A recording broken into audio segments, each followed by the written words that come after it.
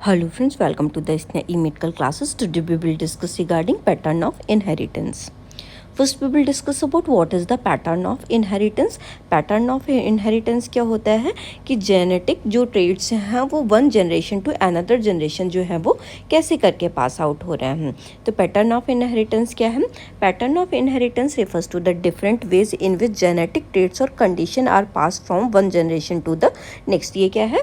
One generation से another generation में जो ट्रेड्स वगैरह हैं, जो करेक्टरिस्टिक्स है, वो कैसे करके पास आउट हो रहे हैं. ठीक है. और वो किन किन तरीक़ों से जो है, मतलब अलग अलग तरीके जो होते हैं उनकी वजह से वो एक जनरेशन से जो है वो अनदर जनरेशन में जाते हैं. तो इनके क्या क्या पैटर्न ऑफ इनहेरिटेंस रहते हैं.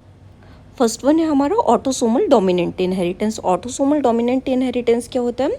अ single copy of the mutated gene from either parent lead to the expression of the trait. ठीक है. एक सिंगल कॉपी ऑफ जीन होती है, क्या करती है, म्यूटेट करती है, और ये हमारे जो है वो एक्सप्रेसिव ट्रेट में जो है वो, मतलब ये नेक्स्ट जनरेशन में जो है वो पहुँच जाती है, और वहाँ पर जो है वो चांसेस कर देती है कि जो एक्सप्रेसिव जीन है वो अपने इफेक्ट जो है वो दिखा सकते हैं. Affected individual have a 50% chance of the passing the trait to the off their offspring. इसमें क्या रहता है, अगर कोई को आई की जैसे प्रॉब्लम हो रही है या फिर कोई भी और प्रॉब्लम हो रही है तो 50% चांसेस रहेगा कि ये हमारे, अगर ये ऑफ स्प्रिंग में पहुंच गई तो 50% चांस क्या रहेगा, वो आई का डिसऑर्डर जो होगा वो क्रिएट कर देगी. जैसे कि एग्जांपल क्या है, हंटिंगटन्स डिजीज. जैसे हंटिंगटन डिजीज में क्या होता है कि नर्व सेल्स जो होती हैं वो इम्पैक्टेड हो जाती हैं. तो ये कैसे हो रही है कि इनहेरिटेडरी कंडीशन है, जिसमें क्या रहता है 50% चांसेस रहता है कि हमारे ये ऑफ स्प्रिंग को, मतलब हमारी नेक्स्ट जनरेशन को जो है वो ट्रांसफ़र हो सकती है. नेक्स्ट वन है हमारा ऑटोसोमल रिसेसिव इनहेरिटेंस. पहले क्या था हमारा एक्सप्रेसिव जो जीन्स कैसे रहते हैं, एक्सप्रेसिव. इसमें कैसे हैं, रिसेसिव जीन्स जो हैं. इसमें क्या रहेगा, both copies of the gene must be mutated for the trait to be expressed. दोनों जीन जो होते हैं, कॉपीज़ जो होते हैं जीन्स के, वो क्या करते हैं, म्यूटेट करते हैं, और दोनों कोशिश करते हैं कि वो जो होंगे वो एक्सप्रेसिव जीन जो हैं वो बन सकते हैं. लेकिन होता क्या है, carriers are unaffected but can pass trait to their offspring. जो ये करियर्स रहते हैं ये कैसे रहते हैं, अनअफेक्टेड रहते हैं, मतलब हेटेरोजाइगस जो करियर रहते हैं वो रहते हैं, और कैसे रहते हैं, अनअफेक्टेड रहते हैं.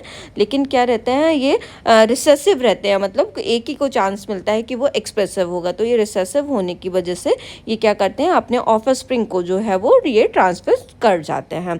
मतलब एक जो होगा वो एक्सप्रेसिव होगा, एक जो होगा वो कैसा रहेगा, रिसेसिव रहेगा. तो ये रिसेसिव वाला जीन भी है, मतलब हिडन रहेगा, लेकिन क्या करेगा, ये अपने आप को ये क्या कर सकता है, इसमें ऑफ स्प्रिंग को रहने का भी चांसेस रह सकता है. जैसे कि सिकल सेल अनीमिया कैसा रहता है, हमारा इनहेरिटेडरी कंडीशन रहती है. सिकल सेल अनीमिया में जो आरबीसी की शेप जो है वो मून सिकल शेप हो जाती है, मून जैसे शेप की हो जाती है. मतलब आरबीसी O2 की डेफिशिएट की वजह से जो है वो उसकी जो शेप रहती है वो कैसी हो जाती है, सिकल शेप रह जाती है. नेक्स्ट वन है हमारा X link dominant inheritance. X link dominant inheritance क्या होगा, dominant genes located on the X chromosome. जो डोमिनेंट जीन किस पे लोकेट होता है, जो एक्स क्रोमोसोम होता है. ठीक है. या फिर किसका हो सकता है, ये मदर का भी हो सकता है, ये फादर के भी एक्स क्रोमोसोम पे जो है वो लोकेट हो सकता है. Affected males pass their trait to all their daughter but not to their sons. जो अफेक्टेड मेल्स क्या करेंगे, ये अपना जो एक्स के ऊपर जो है वो मतलब इसके ऊपर जो अफेक्टेड जीन है वो किसके, डोमिनेंट जीन किसके ऊपर है, एक्स के ऊपर. तो ये किसको जाएगा, ये हमारे सारे फीमेल्स जो लड़कियां होंगी उनको होने के ज़्यादा चांसेस जो हैं वो हो जाएंगे. ये जो सन्स जो होंगे उनको जो है वो ये पास नहीं करेगा. Affected female pass their trait to half to their son and daughter. लेकिन अफेक्टेड फीमेल्स क्या करेंगी, ये अपने क्योंकि उनके पास में एक्स क्रोमोसोम्स रहता है तो ये क्या करेंगे, अपने हाफ ये किसको चांस कर सकती हैं, ये फीमेल को चांस कर सकती हैं, और हाफ ये जो है वो सन्स, अगर उनके डॉटर होता है या सन होते हैं तो हाफ हाफ चांसेस रहते हैं कि ये फीमेल जो है वो हाफ हाफ इनको पास कर सकते हैं, क्योंकि उनके पास में एक्स क्रोमोसोम केवल रहता है. लेकिन फादर से क्या चांस रहेगा कि वो केवल अपने डॉटर्स को ही ये ट्रांसमिट कर सकता है.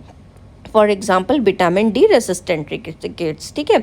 अगर किसी को विटामिन डी का रिकेट्स जो है वो, मतलब विटामिन डी की लेकिंग हो रही है, जिसमें बोन की शेप जो है वो एबनॉर्मल हो जाती है. ठीक है. इन्फ्लामेटरी कंडीशन हो जाती है. ठीक है. तो इसकी कंडीशन में भी ये क्या रहती है, समटाइम्स ये इनहेरिटेडरी कंडीशन रहती है, हमारे जो मदर फादर से जो है वो आ सकती है. नेक्स्ट वन है X linked recessive inheritance. X linked recessive inheritance क्या रहता है? Recessive gene located on the X chromosome. ये भी क्या रहेगा? एक्स क्रोमोसोम पे रिसेसिव जीन जो होगा वो लोकेट होगा। Males are more frequently affected since they have only one X chromosome. Males क्या रहते हैं, उनमें मोर चांसेस रहते हैं कि वो ज़्यादा अफेक्टेड रहते हैं। क्यों? क्योंकि इसमें तो डिवीजन हो जाता है, जैसे फीमेल्स के पास में एक्स एक्स क्रोमोसोम रहता है, तो इसमें जो क्रोमोसोम्स के चांसेस जो होंगे वो कम हो जाएंगे। मतलब उसका आधा इम्पैक्ट जो है वो मेल डॉटर के मतलब मेल के पास जा सकता है, आधा जो है वो दूसरे जीन के पास जा सकता है। 2 क्रोमोसोम है एक्स के पास, जबकि मेल के पास क्या रहता है? सिंगल एक्स क्रोमोसोम रहता है। तो उसका जो पूरा इम्पैक्ट होता है रिसेसिव का सिर्फ एक क्रोमोसोम्स के ऊपर जो है वो शिफ्ट हो जाता है। Carrier females can pass their trait to their son. जो करियर फीमेल्स होती हैं किसको पास कर सकती हैं? अपने सन्स को पास कर सकती हैं। जैसे कि एग्जांपल हो गया हीमोफीलिया हो गया या कलर ब्लाइंडनेस जो है, इनके ये एग्जांपल होता है। नेक्स्ट वन क्या है? बाईलिंक्ड इनहेरिटेंस। बाईलिंक्ड इनहेरिटेंस मतलब ये किसको जाएगा? बाई पे ही ये है, तो ये केवल सन्स को ट्रांसफर होगा। Genes located on the Y chromosomes. ये जीन्स किसके ऊपर लोकेटेड होते हैं? बाई क्रोमोसोम्स के ऊपर होते हैं।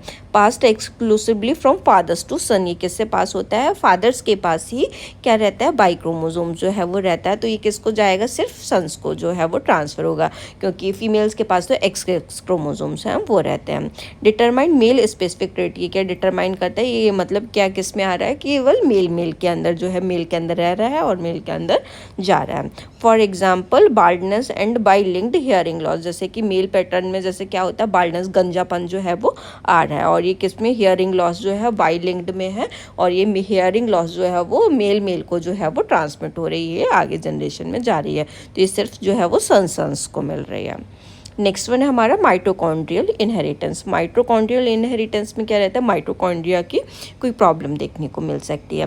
Involve genes in the mitochondria. ये इन्वॉल्व जीन जो होता है वो कहाँ इन्वॉल्व करता है? माइटोकॉन्ड्रिया के अंदर। Pass from mother to all their offspring both males and females. ये किससे पास होता है? मदर से पास होता है, ये उनके ऑफस्प्रिंग में देखने को मिलता है, जैसे फीमेल्स और फीमेल्स जो भी होगा उसके अंदर देखने को मिल सकता है। Disease can affect various body system often related to energy production. ये डिजीज़ कंडीशन जो होती है ये सबको इम्पेक्ट कर सकती है, जैसे कि जो भी ऑर्गन जो होता है जिससे ज़्यादा एनर्जी प्रोडक्शन के चांसेस रहते हैं, ठीक है, जहाँ ज़्यादा एनर्जी रिक्वायर्ड होती है तो ऐसी डिजीज़ कंडीशन में जो है वो पर्सन को प्रेजेंट हो सकती है। For example levers hereditary optic neuropathy. Person के अंदर क्या देखने को मिल सकता है? Levers hereditary optic neuropathy. इसमें जिसमें क्या होगा? इनहेरिटेड जो है वो विजन जो है वो प्रॉब्लम देखने को मिलेगी, जैसे विजन जो है वो प्रोग्रेसिव जो है वो लॉस होती रहेगी पर्सन की। नेक्स्ट वन क्या है? Multifactorial inheritance. मल्टीफैक्टोरियल इनहेरिटेंस में क्या रहता है? Involves the interaction of multiple gene and environmental factor. खुद नेम से ही बता रहे क्या है? मल्टीफैक्टोरियल। तो ये क्या रहता है? ये मल्टीपल जीन्स और इन्वायरमेंटल फैक्टर्स की वजह से ये कंडीशन जो है वो देखने के लिए मिलती है। ट्रेट्स और disease result from a combination of genetic predisposition and environmental triggers. ये किसकी वजह से हो रही है? ये जो डिजीज ट्रांसमिट हो रही है कॉम्बिनेशन ऑफ जेनेटिक फैक्टर्स या फिर इन्वायरमेंटल फैक्टर्स जो है, इन्वायरमेंटल कुछ ऐसे फैक्टर, पॉल्यूशन हो गया या ऐसा कोई जगह पे रह रहे हैं तो उनकी वजह से ये जो डिजीज कंडीशन है देखने को मिल सकती है। Example include heart disease, diabetes and certain types of cancer.